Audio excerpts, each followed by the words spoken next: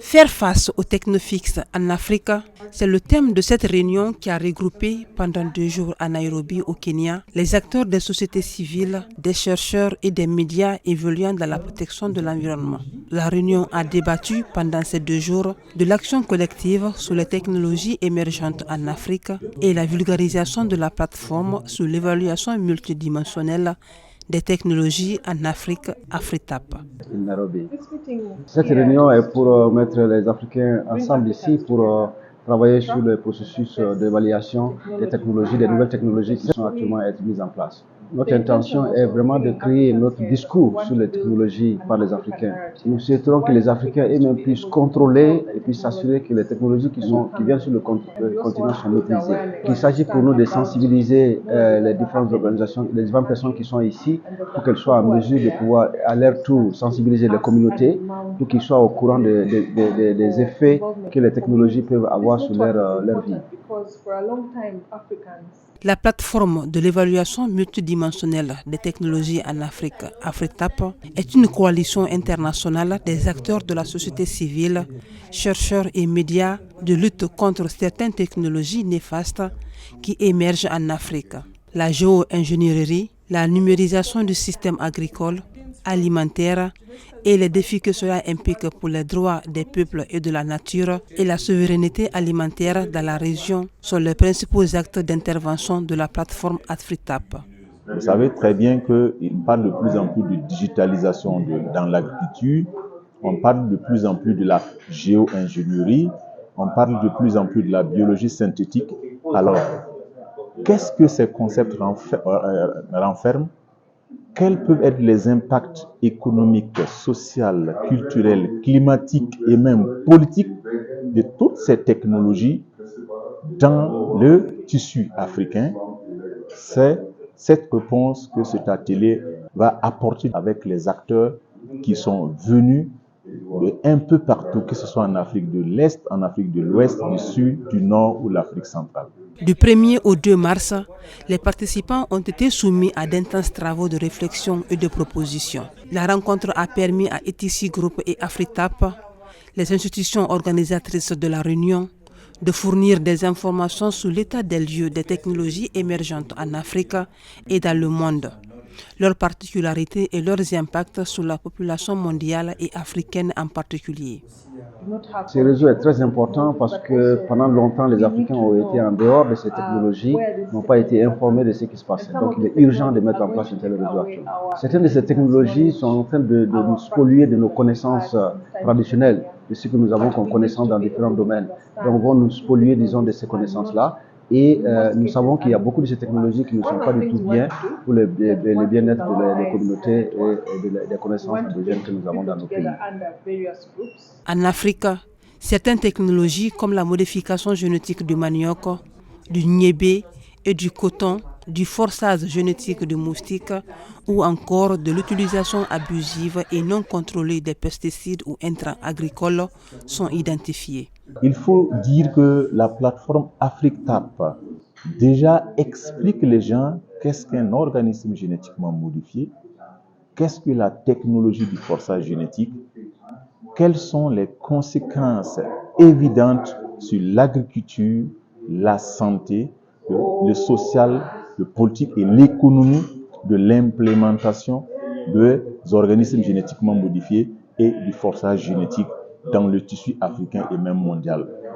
Parce que c'est un consortium d'experts qui sont regroupés au sein de ETC et de AfriTAP qui maîtrisent ces technologies que certains pays de l'Europe ont essayé d'expérimenter, qui ont échoué, que certains pays de l'Amérique ont essayé d'expérimenter, qui ont échoué, qui vont renforcer la capacité des acteurs à cet atelier afin de leur permettre au retour de non seulement faire des actions de plaidoyer pour interpeller les gouvernants sur les enjeux, échanger avec les paysans pour qu'ils comprennent que l'agriculture africaine sera déstructurée si nous utilisons les OGM dans notre agriculture.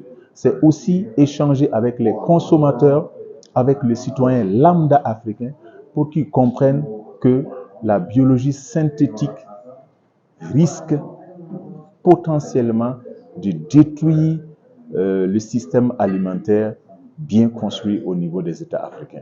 Au cours du partage d'expériences, dans les travaux de groupe, les participants se sont accordés sur des sujets et stratégies en vue d'une synergie d'action sur le terrain. Pour les participants, c'est un acquis inestimable. Une fois au pays, je compte sensibiliser ma communauté par rapport à ces pratiques. Toutefois, avant d'accepter un projet ou une action qui a trait avec ce processus, il faudra qu'on comprenne d'abord le fond de la chose avant de toutefois se lancer. Donc, il faut renforcer, sensibiliser la communauté par rapport à cette nouvelle technologie, par rapport à cette digitalisation qui peut être irréversible pour eux.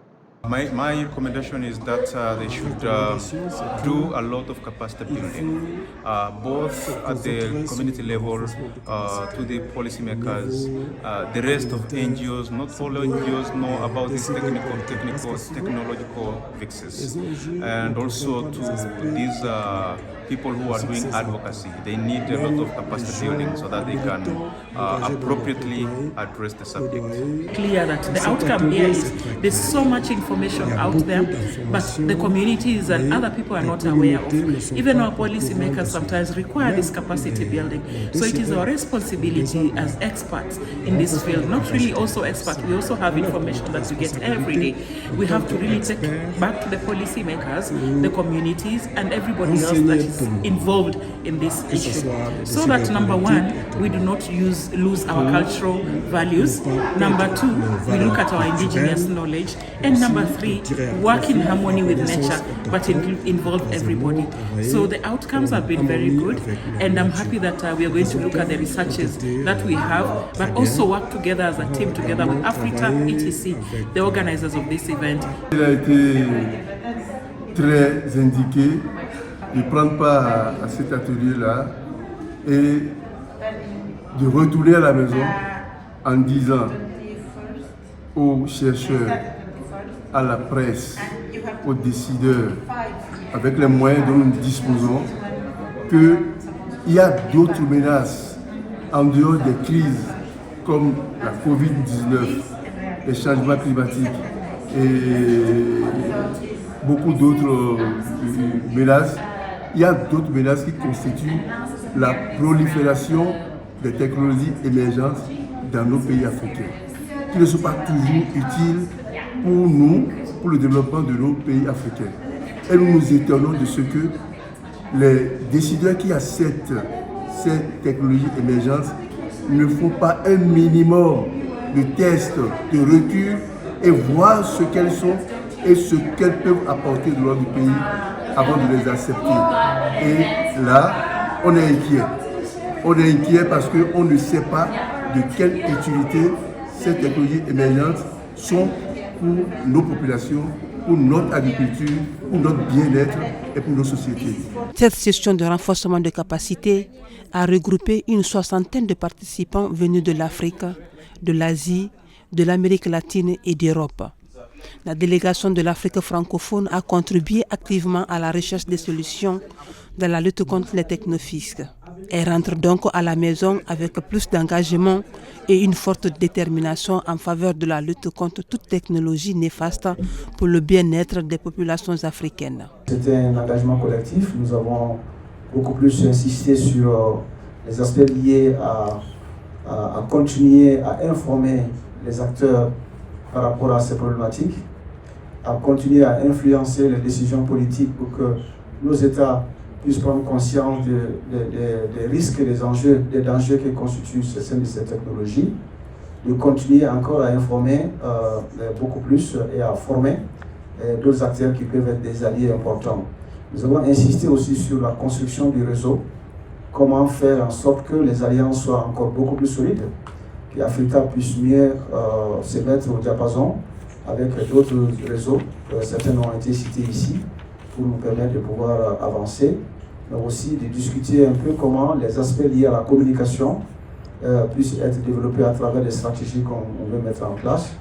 Et nous avons aussi énormément discuté de poursuivre nos actions de renforcement des capacités et de ces différents acteurs, au-delà donc de sensibiliser. Intensifier les campagnes d'information et de sensibilisation des paysans sur les conséquences des nouvelles technologies est l'une des recommandations faites par le comité de pilotage. Nous devons travailler vraiment pour avoir le contrôle de ce qui est en train de se passer aujourd'hui au niveau du continent, et donc en encourageant ce qui est des technologies qui sont adaptées à notre contexte et qui sont développées et dont nous avons le contrôle. Donc, actuellement, ils font comme s'ils viennent régler nos problèmes. Ils sont venus avec des solutions sur le changement climatique, des solutions sur la lutte contre la faim, mais ces solutions ne s'intéressent pas du tout aux causes profondes de nos problèmes. Donc les problèmes que nous avons aujourd'hui, ils sont dus à des questions de gouvernance et de la faiblesse aussi de la manière dont nos gouvernements gèrent aussi le pays. Il faut rappeler que ce rendez-vous des adeptes de l'écologie est une initiative de ETC Group en collaboration avec AfriTap, la plateforme de l'évaluation multidimensionnelle des technologies en Afrique.